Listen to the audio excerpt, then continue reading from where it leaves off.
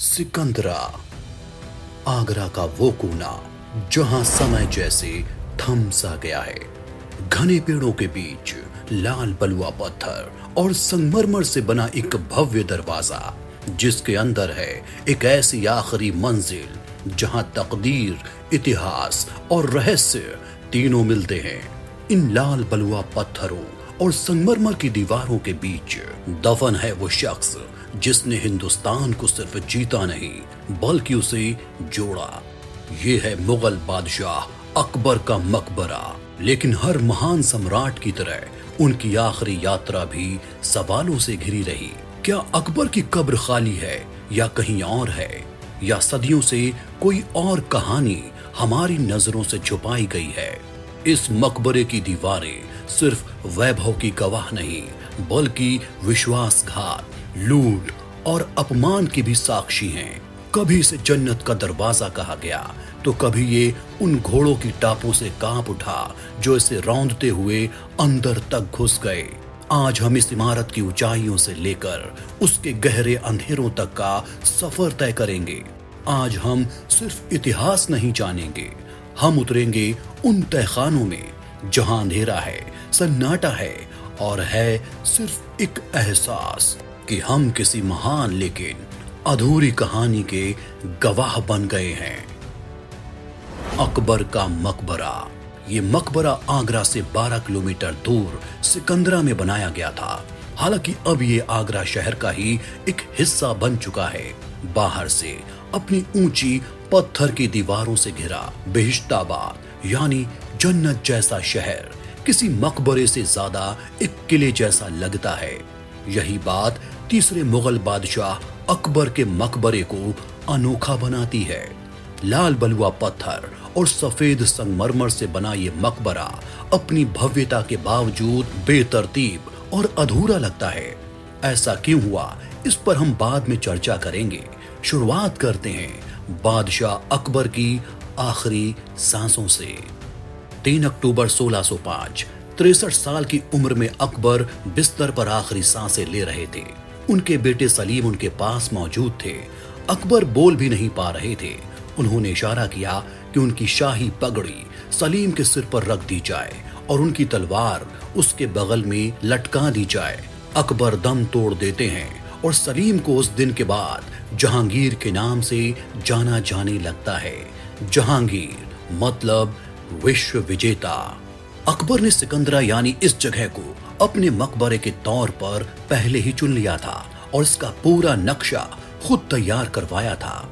अकबर ने अपने पिता हुमायूं के मकबरे के पास मकबरा इसलिए नहीं बनवाया कि वो नहीं चाहते थे कि उनके और उनके पिता के मकबरे की तुलना की जा सके या उनके पिता का मकबरा उनके मकबरे से कमतर नजर आए। अकबर को सिकंदरा के मुगल नाम बेहिश्ताबाद में दफनाया गया था। हालांकि तब तक मकबरे का निर्माण कार्य चल रहा था। 2 साल बाद जब जहांगीर ने इस जगह का मुआयना किया तो उन्हें वास्तुकारों का काम और मकबरे के डिजाइन से छेड़छाड़ पसंद नहीं आई। शायद जहांगीर अपने पिता के मकबरे पर ज्यादा दौलत लुटाना नहीं चाहते थे। हालांकि इस मकबरे को बनाने में उस वक्त 15 लाख रुपए खर्च हुए थे। जहांगीर ने वास्तुकारों और इंजीनियर्स की एक नई टीम को नियुक्त किया। मकबरे का दोबारा डिजाइन तैयार करवाया गया और इसके कुछ हिस्सों को तोड़कर फिर से बनाया गया। यही वजह है कि मकबरे की बनावट अलग थलग और बेतरतीब लगती है। लगता है कुछ बनना बाकी रह गया है। जहांगीर ने मकबरे के परिसर के दक्षिण में एक भव्य प्रवेश द्वार बनवाया जिसमें 4 असामान्य रूप से पतली संगमरमर की मीनारें हैं। बिना गुंबद के 4 मीनारें इशारा करती हैं कि इनके बीच में एक संगमरमर का गुंबद बनाने की योजना रही होगी जो अधूरी रह गई। सैटेलाइट तस्वीर भी बताती है कि दरवाजे की छत पर गुंबद के लिए मंच तैयार कर दिया गया था। आपको एक दिलचस्प बात और बता दूं कि ताजमहल की मीनारें अकबर के मकबरे में लगी मीनारों की नकल हैं। अगर इनके बीच में एक संगमरमर का गुंबद बन जाता तो ये पूरी तरह से ताजमहल की शक्ल ले लेता। अकबर ने भी अपने पिता हुमायूं के मकबरे को बनवाते वक्त कुछ ऐसा ही किया था जिससे वो अधूरा लगता है। हुमायूं के मकबरे में गुंबद हैं तो मीनारें गायब हैं और अकबर के मकबरे में मीनारें हैं तो गुंबद गायब है। इस वजह से दोनों मकबरों की बनावट अधूरी लगती है। हालांकि ये दरवाजा अपने आप में नायाब कारीगरी से सजा है। लाल बलुआ पत्थर से बने दरवाजे पर सफेद और काले संगमरमर से फूल, पत्तियों और बेलों की बारीक नक्काशी की गई है। दरवाजे पर अलग अलग तरह की डिजाइन बनाई गई हैं। मकबरे में दाखिल होने के लिए 4 दरवाजे हैं। इस दरवाजे से गुजरकर आप चारबाग शैली के अहाते में पहुंचते हैं, जहां अकबर का मुख्य मकबरा है। मकबरा खुद 105 वर्ग मीटर के एक 4 दीवारी से घिरा हुआ है। यहाँ और भी कई इमारतें बनी हुई हैं जो समय के साथ खत्म हो गई हैं। मकबरे के अहाते में कई कुएं और बावली बनवाई गई थीं, जो इस पूरे चारबाग को पानी मुहैया कराते थे। यहाँ फलों और फूलों के बाग हुआ करते थे, जो अब घास के मैदान में तब्दील हो चुके हैं। ये पानी की एक छोटी सी नाली मकबरे का केंद्र है, जो बिल्कुल अकबर की कब्र की सीध में है। 1612-13 में बनकर तैयार हुआ ये मकबरा लगभग 100 फीट ऊंचा है और हर मंजिल के साथ इसका आकार छोटा होता जाता है।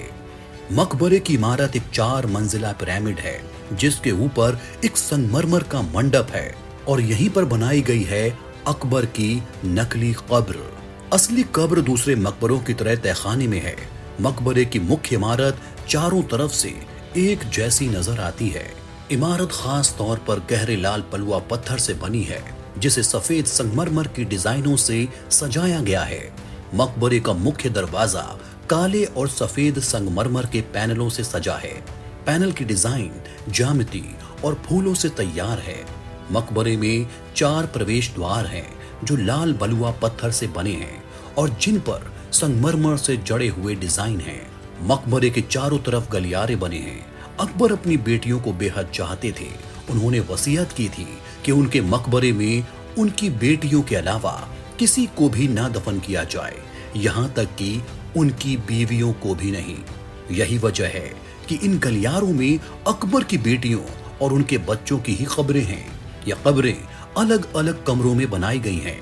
ये बेल बूटों से सजी संगमरमर की कब्र अकबर की सबसे छोटी बेटी आराम बानो की है, जिसे वो लाडली कहकर बुलाते थे। आराम बानो जीवन भर कुंवारी रही। विडंबना देखिए, आराम बानो की मौत अपने सौतेले भाई जहांगीर के शासनकाल में उसी बीमारी से हुई जो उनके पिता अकबर को थी। ये कब्र अकबर की बड़ी बेटी शकरुन्निसा की है। शकर का मतलब होता है स्वीट, यानी कि मीठा। आराम बानो और शकरुन्निसा की माँ बीबी दौलत शाह थी, जबकि जहांगीर की माँ जोधाबाई थी। जहांगीर 4 साल छोटी अपनी सौतेली बहन शकरुन्निसा को बेहद प्यार करते थे। शकरुन्निसा शादी के 13 साल बाद विधवा हो गई थी। उनके एक बेटे और बेटी की कब्र भी उनके बगल में मौजूद है। इन्हीं गलियारों में यह रहस्यमय चबूतरा देखने को मिलता है। ये क्या है और इसे गलियारे के बीच में बेतरतीब तरीके से क्यों बनाया गया है, ये शोध का विषय हो सकता है। अकबर की कब्र तक पहुंचने के लिए एक नक्काशी से सजे कमरे से गुजरना पड़ता है। ये मेहराब नुमा कमरे की छतों और दीवारों को लाल, हरे और नीले रंग से सजाया गया है। ये कला इस जगह को बेहद खूबसूरत बनाती है। इन पर सुनहरे शिलालेख और तस्वीरें बनी हैं। ये वाकई में कमाल की कारीगरी है। कभी यहाँ सोने चांदी की प्लेटें, हीरे जवाहरात लगे थे। कुछ ऐसी ही कारीगरी की नकल बाद में नूरजहां के पिता इत्माद-दौला के मकबरे में भी की गई है। यहीं से गहरी सुरंगनुमा गैलरी के जरिए उस तहखाने तक पहुंचा जा सकता है। ये एक बड़ा गुंबददार हॉल है, जिसकी ऊंची छतें और दीवारें कभी नीले और सुनहरे प्लास्टर से ढकी थीं। ये हॉल कभी बेहतरीन कालीनों, सोने और चांदी की प्लेटों, किताबों, कवच और अकबर के हथियारों से भरा पड़ा था। हॉल के बीचों बीच एक साधारण सी कब्र है। यहाँ कभी अकबर की असली कब्र हुआ करती थी। हालांकि ये वो कब्र है जिसे बाद में बनाया गया।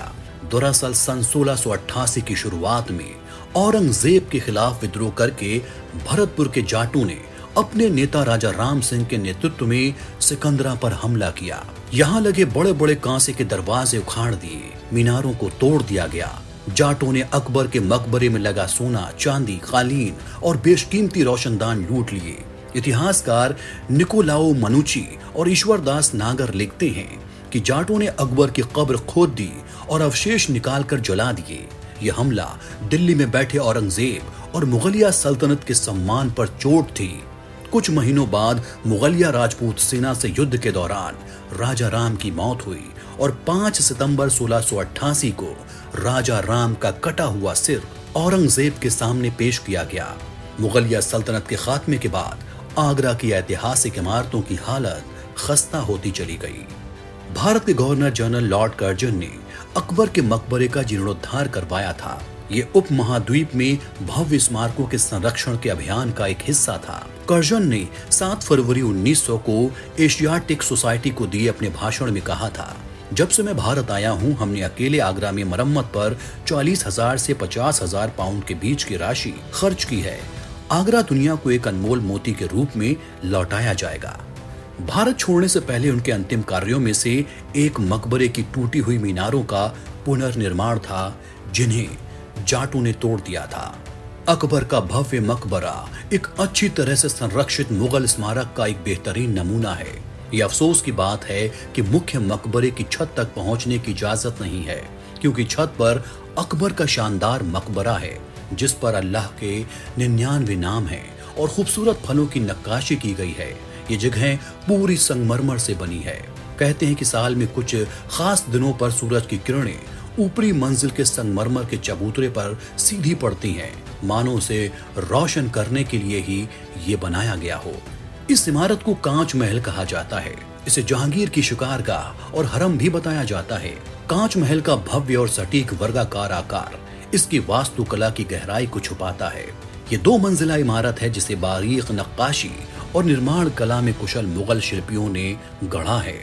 यह अकबर के मकबरे के पास है। ये इमारत फतेहपुर सीकरी किले में बनी इमारतों की याद दिलाती है। इमारत की दीवारें सुराही, ग्लास और फूलों की डिजाइनों से सजी हैं। कहा जाता है कि यह जहांगीर का हरम था और वो यहाँ शराब और शबाब का लुत्फ उठाते थे, क्योंकि इसकी दीवारों पर शराब की सुराही और ग्लास बने हैं। ये बात मुझे इसलिए सही नहीं लगती क्योंकि ये जगह एक कब्रिस्तान है जहां जहांगीर के पिता दफन हैं। दरअसल इस तरह की आकृति मुगल काल के हर मकबरे में देखने को मिलती है। जोधाबाई के मकबरे में भी सुराही और ग्लास हैं। इसके साथ ही एतमादौला हो या ताजमहल, सभी जगह ये डिजाइन बनी दिखती हैं। हाँ, ये जरूर कहा जा सकता है कि यहाँ मकबरे में आने वाली शाही महिलाएं ठहरती होंगी, क्योंकि इसके उत्तर की तरफ बनी दीवार पर 2 झरोखे हैं जहां से मकबरे को साफ देखा जा सकता है। और इस तरह के जालीदार यानी कि पर्दे वाले झरोखे महिलाओं के हरम में ज्यादा देखने को मिलते हैं।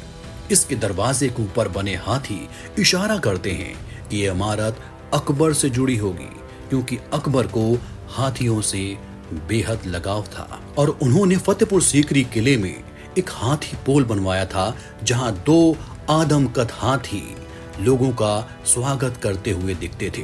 अकबर के मकबरे में ही आपको लोधी काल की कुछ इमारतें भी देखने को मिल जाएंगी।